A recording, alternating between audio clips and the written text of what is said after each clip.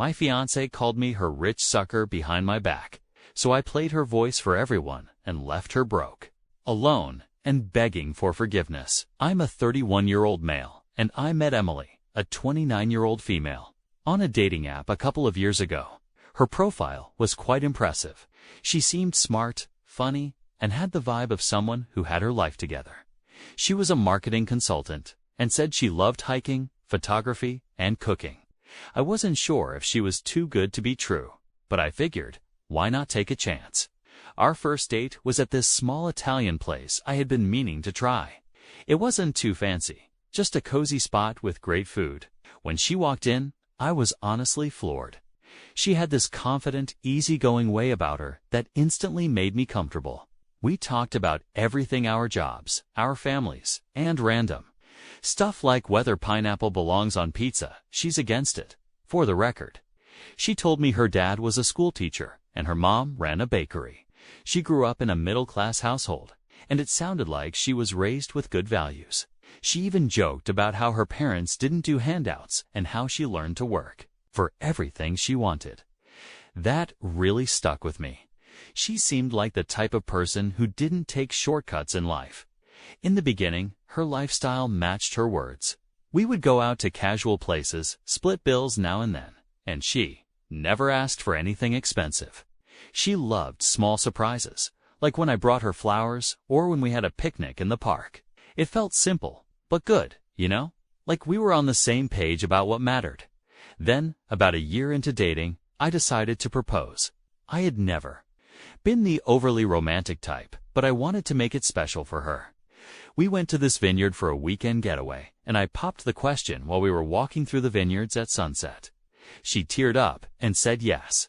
For a while, I thought I had hit the jackpot, but looking back, I think that's when things started to change. After the proposal, Emily began to show a different side of herself. At first, it was subtle. She'd casually mention wanting to upgrade her wardrobe or talk about these dream vacations she'd been thinking about. I didn't mind. She was excited about our future, and I figured it was normal to dream big after getting engaged. But then it became more frequent. Like one day, she brought up her Cara, perfectly good sedan she'd had for a couple of years. "Don't you think it's time we upgrade?" she said, scrolling through photos of luxury SUVs on her phone. I laughed and said, "What's wrong with your car? You love that thing." She shrugged and said, "Yeah, but now that we're engaged, it feels like the right time to upgrade. You know, we should start thinking about what fits our new life." I didn't really know what to say. It felt like an odd jump, but I chalked it up to her being excited about the next chapter of our lives. Then there was the dress. One night, she came home with shopping bags from a high-end boutique. She twirled around, showing off this designer dress she'd bought for our engagement party. "It's stunning, right?" she asked. "It's beautiful," I said, genuinely meaning it. "But isn't it a little pricey?" She waved me off. "Jake, it's a special occasion. Besides, you only get engaged once, right?" I didn't argue. She was glowing, and I didn't want to ruin her moment. But these little things started adding up. She began talking about designer brands she wanted to own and would bring up how some of her friends had leveled up after marriage, moving into bigger houses or getting luxury cars. It was like she was trying to turn our engagement into a ticket to a more glamorous life. Honestly, I didn't think much of it at first. I'd always been the type to work hard and enjoy the fruits of my labor. So if she wanted nice things, I figured I could provide that for her. But there were moments that felt off, like when we were out shopping and she pointed out a diamond bracelet in a store window. "That would look so good on me," she said, half joking. "It's beautiful," I replied, thinking we were just window shopping. But then she turned to me and said, "Maybe for our 1-year anniversary or a wedding gift." She laughed afterward, but it didn't feel like a joke. It felt like a test. Of course, I wanted her to be happy, but I couldn't shake the feeling that this wasn't about us anymore. It was about her vision of a perfect life. The more I thought about it, the more I realized Emily wasn't the same person I had met 2 years ago. Back then, she was the girl who loved homemade pizza nights and thoughtful little surprises. Now, it felt like she was chasing something bigger, something shinier. I told myself it was just pre-wedding stress people get caught up in the excitement, right?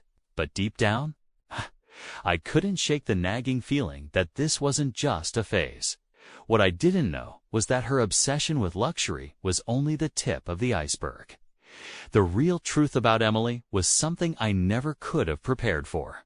It all came crashing down one random Tuesday evening. I had wrapped up work early that day because a meeting got canceled.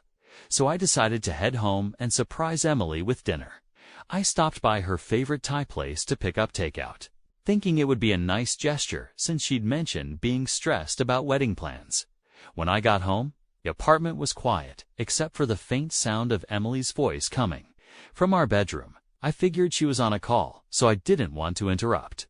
As I set the food down on the kitchen counter, I heard my name come up in her conversation. At first, I thought she was talking about wedding stuff, but then I heard her laugh, a kind of laugh I didn't recognize. It wasn't her usual happy laugh. It was smug and almost condescending. I don't know why, but something made me pause before walking in. Her voice was clear, and the words stopped me cold. "Jake is such a rich sucker," she said, and I felt like the floor shifted beneath me. She said it like it was the funniest thing in the world. I froze, my stomach twisted, but I stayed where I was, just outside the door, listening. "You guys, I've totally trapped him," she continued, her tone dripping with arrogance. "He's so clueless. All I have to do is bat my eyelashes and act sweet, and he'll do whatever I want.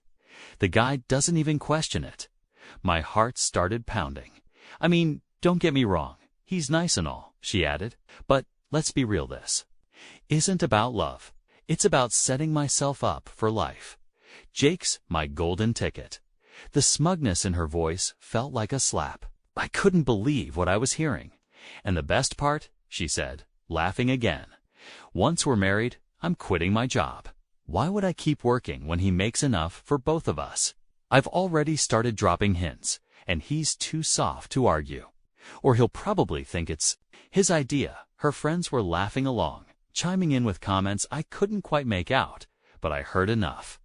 "Honestly, he's not even my type," Emily said, "but who cares? He's rich, he's sweet, and he's easy to control. Once the ring's on, it's game over for him. He'll be paying for my spa days and designer bags while I stay home to focus on myself." I felt sick. My fiancée, the woman I thought I was building a future with, was openly mocking me, bragging about how she was using me. I should have walked away right then, but I couldn't move. I couldn't breathe. My hands were shaking, and I didn't know if it was from anger, sadness, or both. All I knew was that I needed to hear more. "I mean, you guys saw the ring, right?" she went on. "He spent a fortune on it. That's how you know he's all in. He's not going to back out now. And even if he tries, I'll make him feel so guilty he won't know what hit him." Her friends were cackling, egging her on. "You're a genius," one of them said. "I know," Emily replied, smug. "And the best part is, I don't even have to try that hard. Jake is so desperate to please me. He'll never figure it out." I couldn't take it anymore. I backed away from the door, my chest heaving. My mind was racing, trying to make sense of what I had just heard. This wasn't the Emily I thought I knew. I went into the living room, sat down on the couch, and just stared at the floor. My hands were still shaking, and my stomach felt like it was tied in knots. I couldn't believe it. I didn't want to believe it, but there it was. The woman I thought I was going to spend the rest of my life with didn't love me. She loved what I could give her. After a few minutes, I realized I had left the takeout in the kitchen. I got up and put it in the fridge, my movements robotic. I didn't even care about dinner anymore.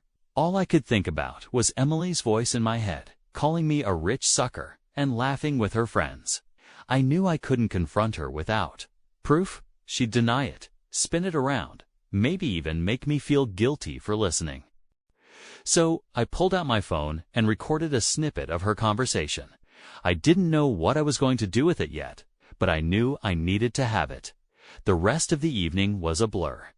I went into our shared office and pretended to work, even though my mind was spiraling. At some point, Emily came out of the bedroom, all smiles, and asked if I wanted to watch a movie. I forced a smile and said, maybe later. I have some stuff to finish up. "'Kay," she said, leaning down to kiss my cheek. "Love you." Those words felt hollow now. "Love you too," I replied automatically, even though I didn't mean it anymore. The woman I thought I loved didn't exist. Emily had shown me who she really was, and now it was only a matter of time before I acted on it. After that night, I couldn't unhear what Emily had said. Every interaction with her felt fake, like I was watching a performance. But I played along, trying to act like nothing had changed. I wasn't ready to confront her yet. I needed to see how far she'd take this. The first thing that tipped me off was how much more obsessed she became with wedding planning. Don't get me wrong, I knew weddings were a big deal, and I wanted ours to be nice. But Emily's plans weren't just nice, they were extravagant, over the top. Honestly felt like something out of a celebrity gossip magazine. One evening, she sat me down at the kitchen table with a stack of bridal magazines and a notebook filled with ideas. "Okay," she said, grinning ear to ear. "I've narrowed down the venue options, and I think we should go with the St. Regis Ballroom." I glanced at the page she'd marked. The photos looked incredible, but I noticed the price tag immediately. "Emily, this is like 3 times what we talked about for the budget," I said, trying to sound calm. She waved me off like it was no big deal. "Jake, it's our wedding. You only do this once. Don't you want it to be unforgettable?" "It's definitely unforgettable," I muttered under my breath, but she didn't hear me. She launched into a whole pitch about how the ballroom was the perfect choice. It had chandeliers imported from Italy, a grand staircase for a dramatic entrance, and enough space for 300 guests. "Think of the photos," she said, flipping through pages of decor ideas. I nodded, letting her ramble, but I couldn't help but feel annoyed. This wasn't about us anymore. This was about her putting on a show. The demands didn't stop there. She wanted imported flowers for the centerpieces. Apparently, roses from California weren't elegant enough. She insisted on a 10-tier cake from some famous bakery in New York. And when I suggested we go with something local, she scrunched up her nose like I'd suggested serving Twinkies. "Jake, we can't cut corners on the cake. Everyone remembers the cake," she said, as if it were a universal truth. "Do they, though?" I asked. "I can't remember a single cake from any wedding I've been to." She rolled her eyes. "That's because you're a guy. Trust me, people will notice." And then there was her dress. I knew wedding dresses were expensive, but Emily took it to a whole new level. She found a designer who specialized in custom gowns. And when she showed me the sketches, I'll admit it looked beautiful. But the price? $25,000. "Emily, are you serious?" I said when she told me. "This is the most important day of my life," she replied, like that was supposed to justify it. "And besides, it's not like we can't afford it." I bit my tongue, trying not to argue. She was spending my money like it was Monopoly. Cash. But the final straw came when she started planning the honeymoon. One night, she sat down next to me on the couch with her laptop. "I've been researching honeymoon destinations," she said, her voice dripping with excitement. "Okay," I said cautiously. "I found this incredible private villa in Bora Bora," she continued, turning the screen toward me. "We're stunning white sand beaches, turquoise water, the whole deal. It's $30,000 for the week, but it's worth it. Look at this place." I stared at her, waiting for her to laugh and say she was joking. She didn't. "Emily, that's a lot," I said finally. "It's once in a lifetime," she replied, like that explained everything. "And come on, Jake, you can afford it. This is our honeymoon. It's supposed to be special." Her tone was starting to grate on me. She said special-like. It meant spend as much money as possible. "Do we really need a private villa?" I asked. "We could still go somewhere amazing without blowing the budget." She sighed dramatically, like I was being unreasonable. "Jake, this is about memories. Don't you want to start our marriage with something unforgettable?" What I wanted was to begin our marriage with someone who didn't see me as a walking ATM, but the honeymoon wasn't even the end of it. Emily started talking about upgrading her engagement ring. "I saw this gorgeous setting the other day," she said casually while scrolling through her phone. It would make the diamond pop more. The diamond's already huge, I replied, trying not to sound irritated. She shrugged. I just think it could look nicer, more refined. I was starting to lose my patience. The ring I gave her had cost a small fortune, and she had practically screamed with joy when I proposed. Now it wasn't good enough. Then there was the bachelorette party. Emily decided she wanted to take her friends to Las Vegas for a weekend. She booked a suite at a 5-star hotel and made dinner reservations at some of the most expensive restaurants.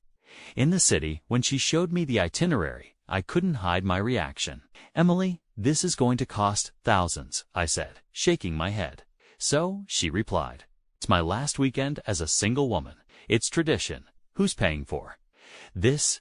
I asked, even though I already knew the answer. She gave me a look like I was being ridiculous. You're the groom. It's kind of your job to cover this stuff. That's when I realized just how far she was willing to push things. She didn't see me as her partner. She saw me as a sponsor for her dream life. It wasn't just the wedding, the honeymoon, or the party. It was everything. Emily didn't ask for things. She expected them. And every time I tried to set a boundary, she found a way to make me feel like I was the one being unreasonable.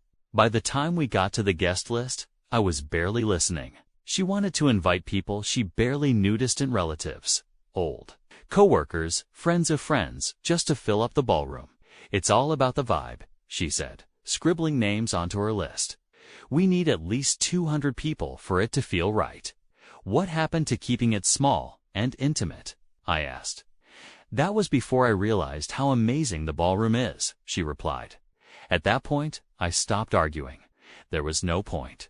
Emily was going to do whatever she wanted, and I was just supposed to foot the bill. But what she didn't know was that I wasn't going to let her get away with it. The barbecue was Emily's idea. She thought it would be the perfect way to bring everyone together to celebrate our engagement and talk about the wedding. We'll invite our parents, your friends, my friends. Just a small group, she said, flipping through her planner. I agreed, mostly because it gave me the opportunity I'd been waiting for. By this point, I was done pretending. I couldn't sit by and let her keep playing this game while she laughed behind my back. The barbecue wasn't going to be a celebration. It was going to be the moment I exposed her for who she really was. The day of the barbecue, Emily was in full-on hostess mode. She spent the morning barking orders at me while she flitted around the house. Jay, can you make sure the patio chairs are lined up neatly? And don't forget to stock the cooler with sparkling water and sodas. Oh, and did you pick up the extra skewers I asked for? I bit my tongue and went along with it. She was acting like we were hosting some kind of high-profile event instead of a casual backyard barbecue. She even wore a sundress that looked like it belonged on a fashion runway, complete with matching sandals and perfectly styled hair. As the guests started arriving, Emily's personality shifted into overdrive. She greeted everyone with a dazzling smile, hugged her friends like they hadn't seen each other in years, and kept up a steady stream of compliments and small talk. Oh my gosh, Lisa, I love your dress. Where did you get it? You look amazing. It was almost impressive how effortlessly she played the part of the perfect fiancé. If I hadn't known better, I might have fallen for it too.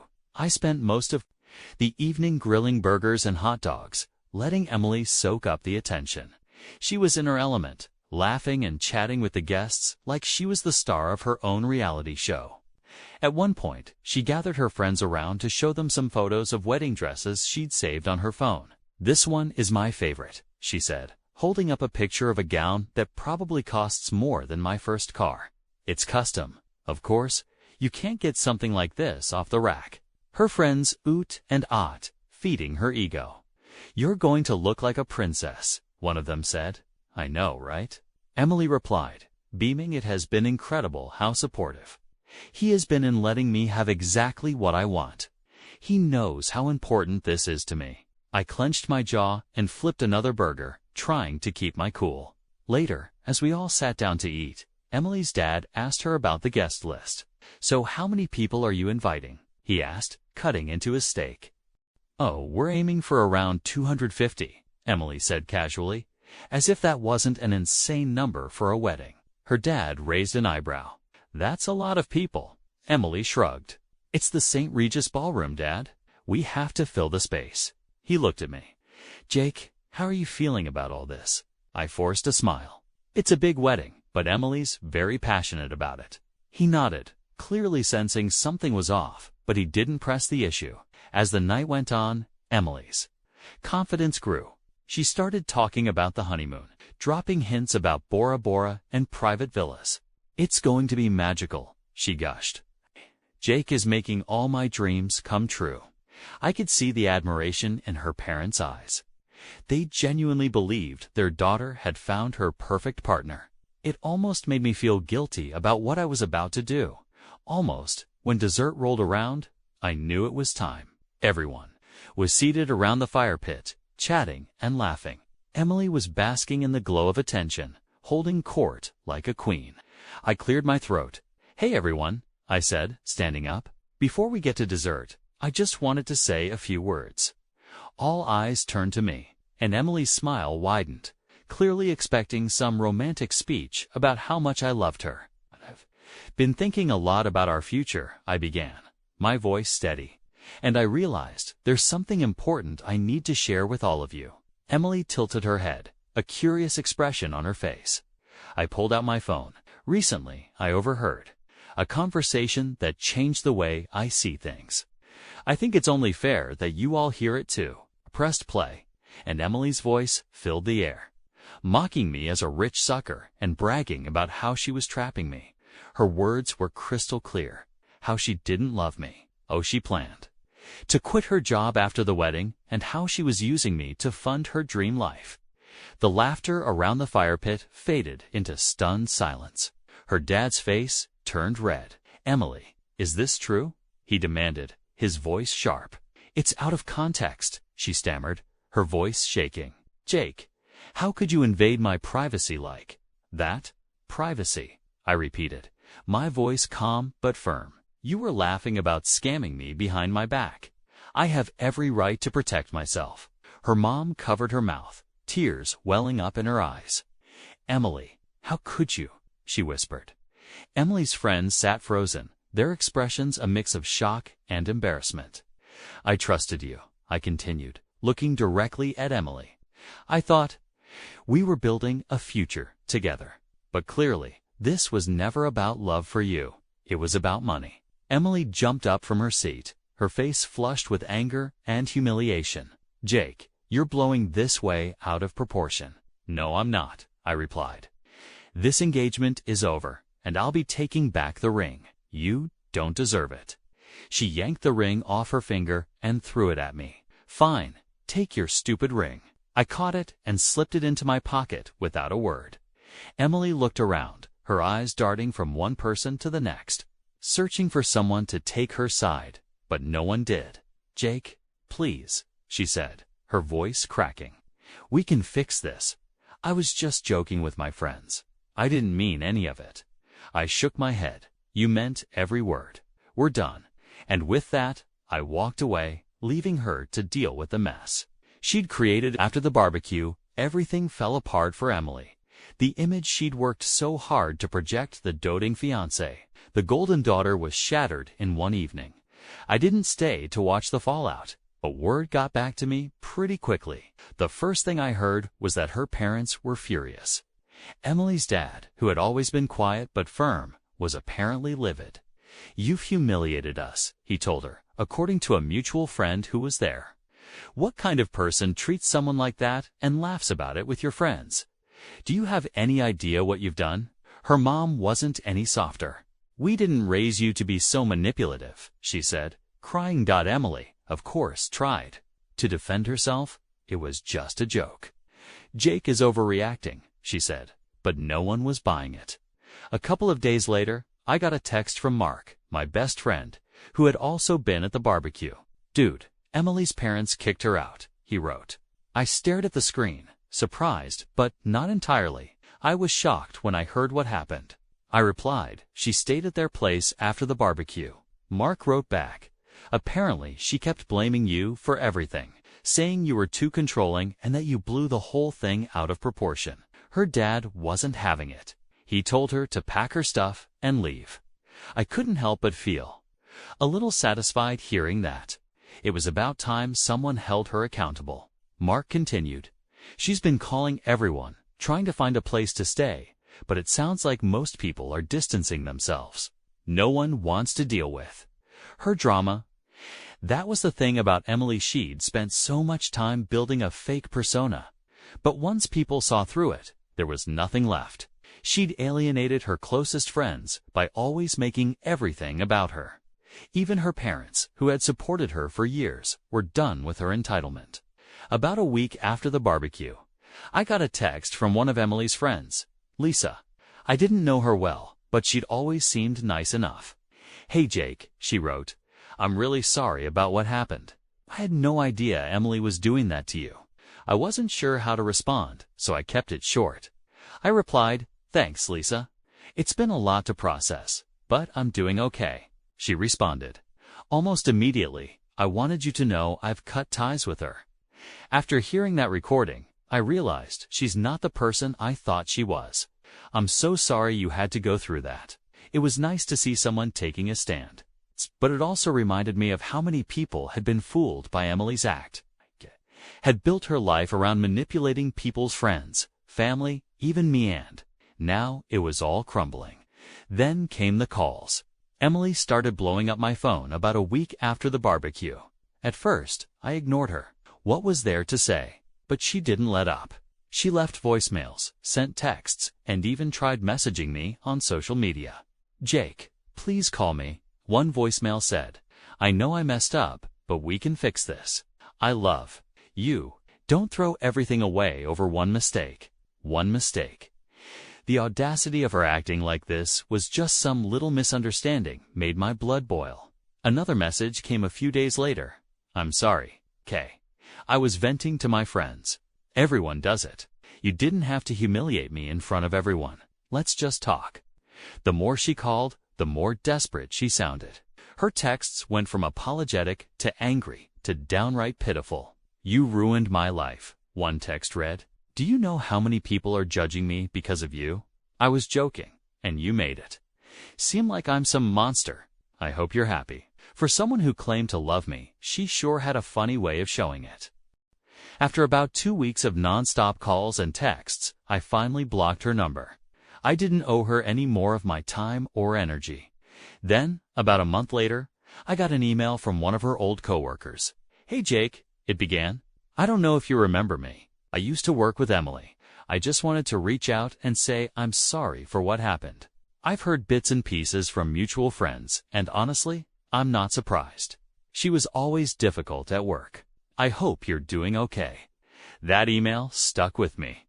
It confirmed what I already knew. Emily had a pattern of using and discarding people when they no longer served her purpose. I'd just been her biggest target.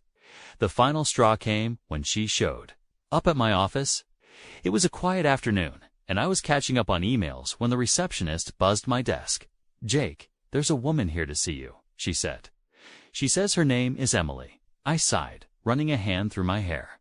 "Tell her I'm not available," I said. A few minutes later, I heard a commotion in the lobby. Emily wasn't taking no for an answer. I got up and walked out to find her standing near the receptionist's desk, her face flushed and her eyes red. She'd clearly been crying. "Jake," she said, spotting me, "please just hear me out." I crossed my arms. "What do you want, Emily?" "I just... I'm sorry," she said, her voice breaking. "I love you. Please, let's work this out." I stared at her, trying to feel something, anger, sadness, pity, but all I felt was emptiness. "It's too late," I finally said. "You didn't just mess up, Emily. You showed me who you really are. I can't unhear the things you said, and I can't trust you anymore." She started crying harder. "Jake, I don't have anyone else. My parents won't talk to me. My friends won't answer my calls. I have nothing." "That's not my problem," I replied, my voice cold. "You made your choices, Emily. Now you're dealing with the consequences." She stared at me for a moment, her face crumpling, then turned and walked out, her sobs echoing in the quiet office. I didn't hear from her again after that, but through the grapevine, I learned that she was struggling to find a place to stay. Most of her friends had cut ties with her, and her parents were still refusing to take her back. She had burned every bridge she had, and now she was on her own. It felt like poetic justice. Months passed, and life started to feel normal again, well, as normal as it could after everything that had happened. But as much as I tried to move on, Emily's shadow lingered. Not because I missed her. I didn't. But because people kept bringing her up. She had left a mark on more lives than just mine, and not in a good way. One afternoon, I was grabbing coffee with Mark when he brought her up again. "You won't believe this," he said, leaning across the table. "What now?" I asked, already half laughing. Emily had become a running joke between us, a reminder of what not to look for in a partner. "She's on the hunt," he said. "For what? A new job?" He smirked. "Nope, a new rich guy." I raised an eyebrow. "Seriously?" "Dead serious," he replied. "Lisa told me she's been showing up at fancy bars and networking events, trying to meet someone with money. Apparently, she's bragging about how she deserves a man who can provide for her." I shook my head, laughing. Some people never learn. "Yeah. Well, good luck to whoever she traps next," Mark said, taking a sip of his coffee. I didn't think much more about it until a few weeks later when I got an unexpected message on social media. It was from a guy named Brandon, someone I didn't know. His profile picture showed him in a suit, standing in front of a shiny car, so I figured he was one of those business types who like to flaunt their success. The message was short and to the point. "Hey Jake, I don't know you personally, but I've been seeing someone you might know, Mealy. A friend of hers told me I should talk to you before things go any further. Can we chat?" I stared at the message for a long moment, debating whether to reply. Part of me wanted to ignore it and move on with my life, but another part of me felt like this guy deserved to know what he was getting into. "Sure," I finally replied. "What do you want to know?" Brandon didn't waste time. He called me that evening, and I could tell right away that he was uneasy. "Thanks for taking the time to talk," he said. I wasn't sure if I should reach out, but I've been seeing Emily for a few weeks now, and some things aren't adding up. "Like what?" I asked, even though I could guess. "She's been vague about her past," he said carefully, "and one of her friends mentioned something about your engagement ending because of some issues. I just wanted to get your side of the story." I took a deep breath and told him everything. I didn't sugarcoat it. By the time I finished, there was a long silence on the other end of the line. "Wow," Brandon finally said. "That's a lot." "Yeah," I replied. "Look, I'm not telling you this to ruin things for you, but if she's acting like she's changed, you should know what you're getting into." He sighed. "No, I appreciate it. Honestly, some of the things you said line up with stuff I've noticed. Like, she's already started talking about how she wants to settle down and not have to work as much. She even hinted at how she values stability and wants a partner who can take care of her." I wasn't surprised. "Sounds like her," I said. Brandon thanked me for being honest, and we ended the call. I figured that was the last I'd hear about it, but a couple of weeks later, I got another message from him. "You were right," it said. "I ended things with Emily. Thanks for saving me the trouble."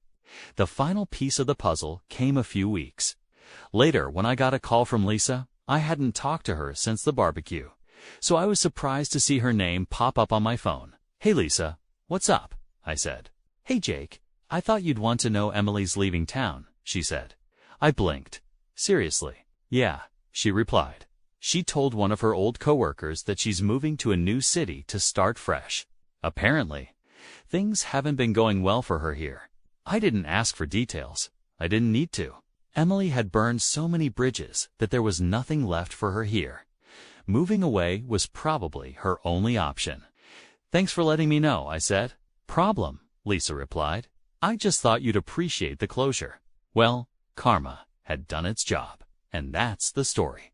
Looking back, I'm glad things happened the way they did. It sucked at the time, but it taught me a lot about what to look for in a partner and what to avoid. I'm not in a rush to jump into another relationship, but when I do, I'll be looking for someone who values me for who I am, not for what I can give them. As for Emily, wherever she ends up, I hope she figures it out. But if not, that's not my problem anymore.